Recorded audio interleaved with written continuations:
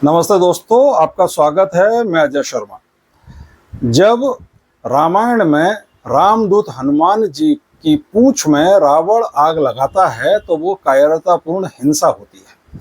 जब हम देखते हैं कि बंगाल में एक निरीह स्त्री के ऊपर एक पुरुष लगातार प्रहार कर रहा है तो वो कायरतापूर्ण हिंसा होती है।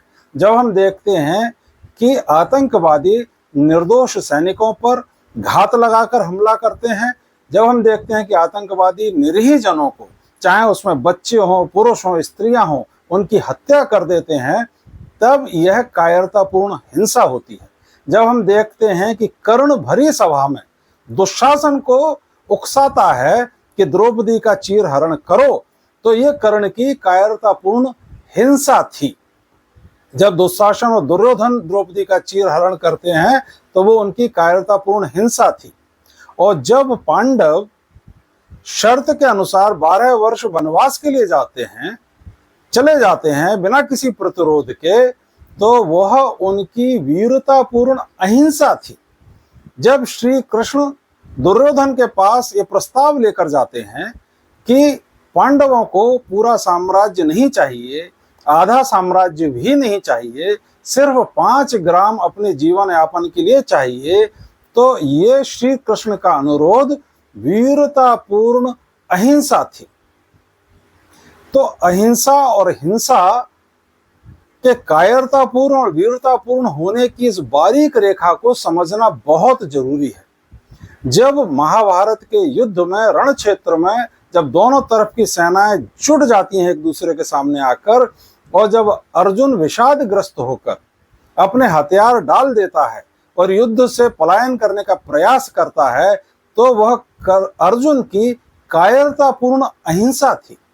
और भगवान श्री कृष्ण जब अर्जुन को गीता का उपदेश देते हैं तो अंततः वे अर्जुन को युद्ध के लिए राजी कर लेते हैं, और तब अर्जुन वीरतापूर्ण हिंसा में उतरता है।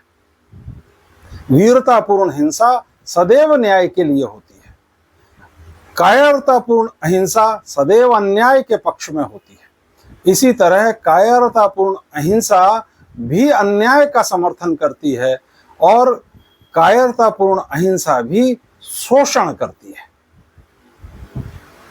राहुल गांधी ने जो एक स्वीपिंग स्टेटमेंट दिया कि हिंसक हिंदू और अहिंसक हिंदू, एक पक्ष को उन्होंने अहिंसक हिंदू कहा और एक पक्ष को उन्होंने हिंसक हिंदू निरूपित किया।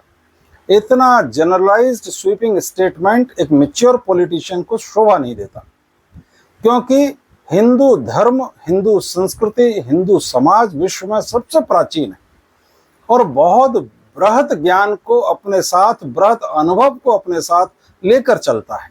हिंदू धर्म पर कोई भी बात कहने से पहले बहुत अच्छे से अध्ययन कर लेना आवश्यक है। इस तरह का स्वीपिंग स्टेटमेंट क्या राहुल गांधी किसी अन्य धर्म के लिए दे सकते हैं? नहीं दे सकते।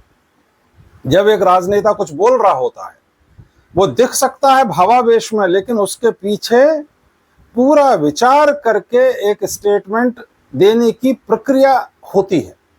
कोई भी राजनेता बिना राजनीतिक हित को ध्यान में रखे हुए कोई भी वक्तव्य नहीं देता।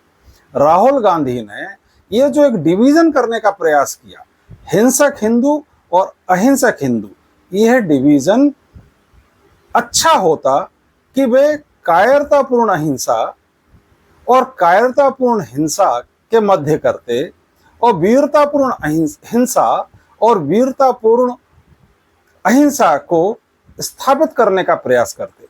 हिंदू धर्म में तो कहते ही हैं, अहिंसा परमो धर्मः, धर्म हिंसा तथैव च।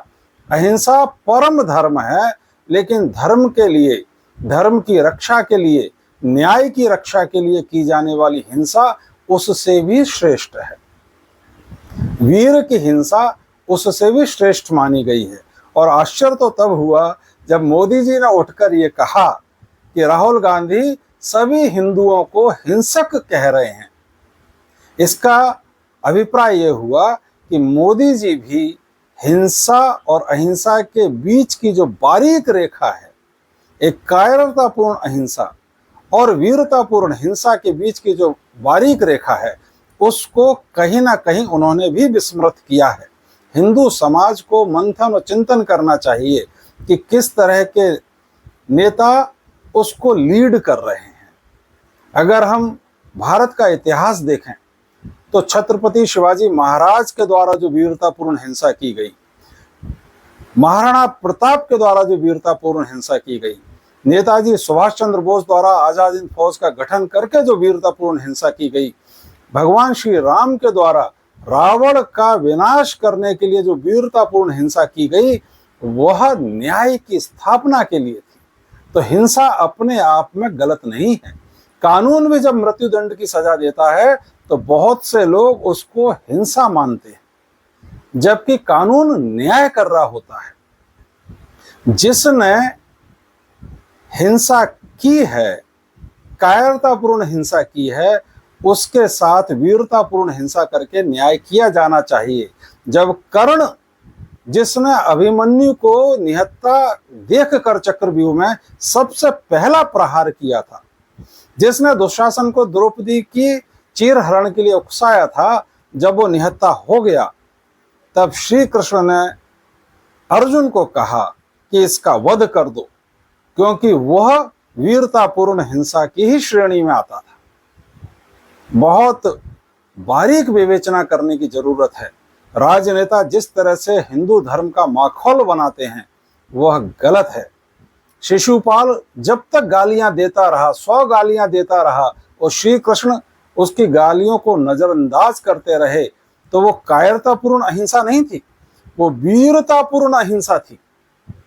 और जब घड़ा भर गया तो उसको जो सजा दी गई वो एक वीर की हिंसा थी, न्यायपूर्ण हिंसा थी। देश में, समाज व्यवस्था में, भारत में संविधान का राज्य है, कानून का राज्य है।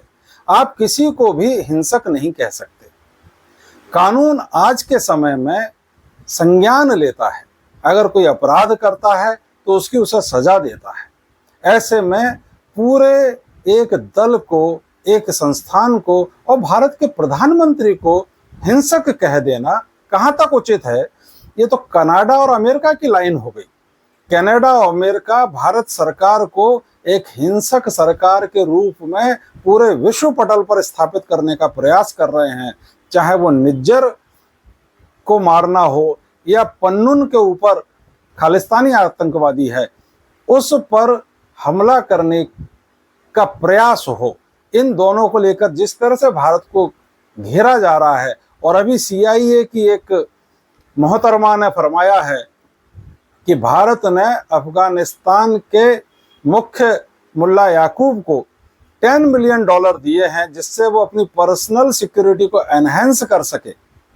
और उस पर्सनल सिक्योरिटी को एनहेंस करने के फलस्वरूप, परिणाम स्वरूप भारत ने उससे जो अपेक्षाएं की हैं वो है कि पाकिस्तान में मौजूद जितने भी कश्मीर में हिंसा में लिप्त आतंकी हैं उन आतंकियों का सफाया किया जाए। और इस तरह 18-20 आतंकियों को मारा जा चुका है। तो भारत सरकार की यह क्रिया अगर भारत सरकार ने की है तो ये भी वीरतापूर्ण हिंसा में आती है, क्योंकि उन कायर आतंकवादियों ने भारत के निर्दोष सैनिकों को, भारत के नागरिकों को मृत्यु के घाट उतारा। तो उनका प्रत्युत्तर देना आवश्यक है। और किसी भी आतंकवादी को जब हम भूलवश सिख आतंकवादी, मुस्लिम आतंकवादी, ईसाई आतंकवादी या हिंदू आतंकवादी कह देते हैं तो ये हम एक गलती करते हैं। और अगर मैंने भी इस तरह की कोई बात कह दी है तो वह, उसके लिए मैं क्षमा प्रार्थना करता हूं कि कोई भी आतंकवादी किसी धर्म को रिप्रेजेंट नहीं करता है। पन्नून भी खालिस्तानी आतंकवादी है, सिख आतंकवादी नहीं। निज्जर भी भारत का डेजिग्नेटेड आतंकवादी है, वो भी खालिस्तानी आतंकवादी है। पाकिस्तान में भी जिन आतंकवादियों को मारा जा रहा है या भारत में जिन आतंकवादियों को मारा जाता है वे मुस्लिम आतंकवादी नहीं है, बल्कि लिट्टे के, जैश ए मोहम्मद के आतंकवादी हैं, जो देश के अंदर निरीह निरपराध लोगों की हत्या करते हैं। तो हिंसक होना और अहिंसक होना ये एक बड़ा विशद मुद्दा है। राहुल गांधी ने ये चर्चा प्रारंभ तो कर दी है संसद में, इस पर संसद में प्रत्युत्तर भी मिलेगा, लेकिन सभी राजनीतिक दलों को किसी भी एक समाज को इंगित करके इस तरह की बात करने से बचना चाहिए। राहुल गांधी ने जब ये कहा कि कुछ जो अपने को हिंदू कहते हैं लेकिन हिंसक आचरण करते हैं, तब वे ये कहना चाह रहे हैं कि हिंदू तो हिंसक हो ही नहीं सकता। हो सकता है, हिंदू वीर हिंसा में भरोसा करता है। भगवान शिव का जो त्रिशूल बाएं हाथ की तरफ पीछे गड़ा हुआ है जमीन में, और जो चारों तरफ उनके हिंसक जानवर शांति से बैठे हैं, वह दो बातें बताता है। एक तो वे हिंसक जानवर इसलिए शांति से बैठे हैं कि क्योंकि वो त्रिशूल पीछे गड़ा हुआ है। दूसरा, अगर वे प्रेम पूर्वक बैठे हैं तब भी कहीं कोई दूसरा हिंसक जानवर अचानक आक्रमण ना कर दे, और करे तो अपनी आत्मरक्षा के लिए उस त्रिशूल का उपयोग किया जा सके, यह संदेश हिंदू धर्म देता है। हिंदू धर्म के सभी अवतार, भगवान राम उनके हाथ में धनुष है, भगवान श्री कृष्ण उनके पास सुदर्शन चक्र है, भगवान परशुराम उनके पास परशु है, यह सब वीर की हिंसा को जायज ठहराते हैं। अहिंसा परमो धर्मा, धर्म हिंसा तथैव च। तो राहुल गांधी को भी हिंदू धर्म का विशेष रूप से अध्ययन कर लेना चाहिए। बस ये बात कहकर मैं अपनी बात को विराम दूंगा, और भारतीय जनता पार्टी को भी हिंदू धर्म को और अधिक अच्छे से समझना चाहिए। इस बात पर उत्तेजित नहीं होना चाहिए कि सभी हिंदुओं को हिंसक कहा, बल्कि बात ये करनी चाहिए कि हिंसा और अहिंसा वास्तव में क्या है, और हिंदू धर्म में हिंसा करने के लिए अगर कहा गया है तो वो धर्म के लिए हिंसा करने के लिए कहा गया है। बहुत बहुत धन्यवाद दोस्तों।